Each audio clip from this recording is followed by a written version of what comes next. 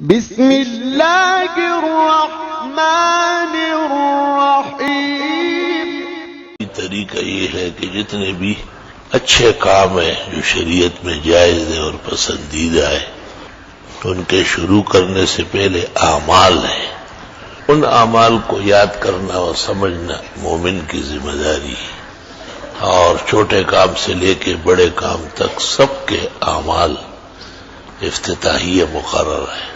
جیسے کوئی شخص ہاتھ دھوتا ہے تو بسم اللہ بھی پڑھ لے ساتھ، کیا حرج ہے؟ کوئی چیز کسی کو دیتا ہے یا لیتا ہے تو بسم اللہ، کتنا شارٹ اور مختصر اور جامع عمل ہے۔ امام ابو یوسف رحمۃ اللہ علیہ بازار آئے تھے اور لوگوں سے کچھ پوچھ رہے تھے، تو لوگوں نے بھی دریافت کیا، آپ نے پوچھا اب تک کیا کرتے تھے؟ کہا بسم اللہ پڑھتے تھے۔ آپ نے فرمایا اس سے بہتر ابو یوسف نہیں بتا سکے، بسم اللہ بسم اللہ بسم اللہ۔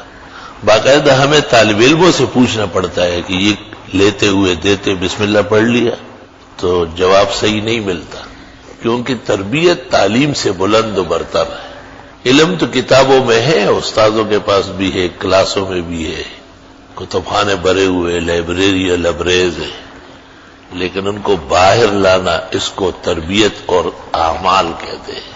اسے جاری کرنا یہ مشکل کام ہے، اس کو کام سمجھنا پڑے گا تب ہوگا یہ۔ وہی آپ بسم اللہ پڑھ کر وضو کرے تو حدیث شریف میں آیا ہے، الاختیار میں روایت موجود ہے، سارے جسم کے دھونے کا ثواب ملے گا۔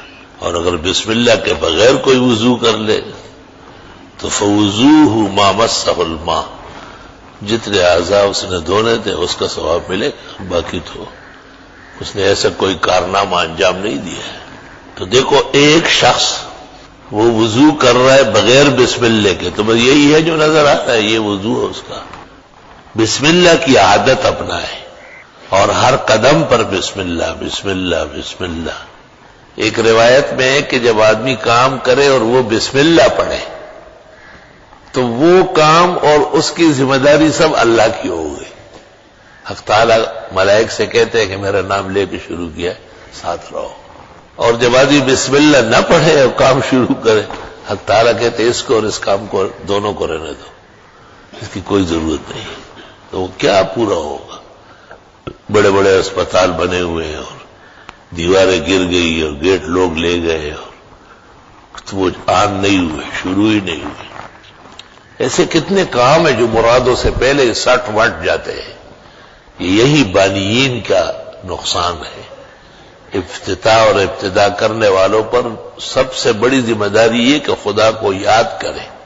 اللہ تعالی ہر چیز کا ابتدا اور انتہا اور ہر آن ہر گھڑی کا مالک و مختار ہے، اس کے اختیارات اور اقتدار کی کوئی حد نہیں ہے۔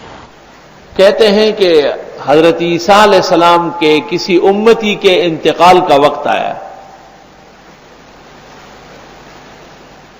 تو اس نے اپنی گھر والی کو کہا کہ شاید میرے مرنے کے بعد کوئی اولاد ہو جائے، کیونکہ وہ امید سے تھی۔ مہربانی کر کے اس کو انجیل کی تعلیم دینا۔ اس زمانے میں آسمانی کتاب، برحق کتاب ہدایت کی وہ انجیل تھی۔ وہ شخص فوت ہو گیا اور اس کے مرنے کے چند مہینے بعد اس کے ہاں ایک بچی کی ولادت ہو گئی۔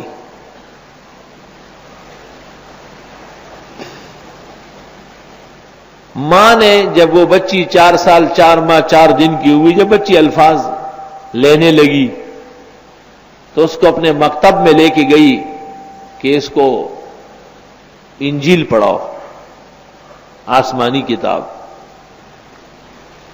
تو اس زمانے کے معلم نے اس کو انجیل تو پہلے دن نہیں پڑھا سکتے، صرف بسم اللہ کوئی ٹوٹا پھوٹا پڑھوایا۔ وہ خاتون رات کو خواب دیکھتی ہے کہ خاوند بڑا خوش و خرم نظر آیا۔ اس نے دریافت کیا کہ اب تک نظر نہیں آئے اور آج پہلی ملاقات ہو رہی۔ اس نے کہا اب تک عذاب میں تھا۔ کہا آج کیسے چھوٹ گئے؟ کہا آج مجھے بتایا گیا کہ آپ کی بچی نے بسم اللہ پڑھا ہے۔ پہلے دن وہ ٹوٹا پوٹا غلط سلط، اس کی برکت سے ایک معذب کو عذاب سے نکال دیا گیا. اور یہ انجیل کا بسم اللہ ہے تو قرآن کے بسم اللہ کا کیا حال ہو؟ ذرا سوچئے تو صحیح.